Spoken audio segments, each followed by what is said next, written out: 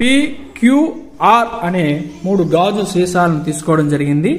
అంటే Pలో ఎక్కువ వాటర్ని, Qలో మధ్యస్థంగా, Rలో చాలా తక్కువ వాటర్ని తీసుకోవడం జరిగింది.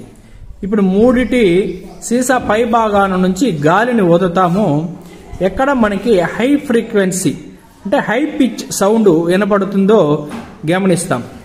నరేంద్ర, P బాటిల్ తీసుకో.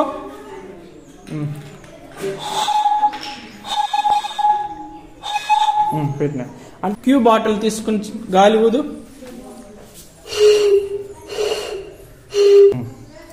నెక్స్ట్ R బాటిల్ తీసుకో, ఊదు.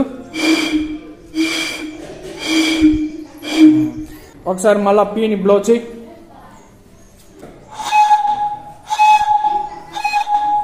అంటే వాటర్ లెవెల్ ఎక్కువ, ఎయిర్ లెవెల్ తక్కువ ఉన్న బాటిల్లో ఎక్కువ హై పిచ్ సౌండ్ వినపడుతుంది మనకి.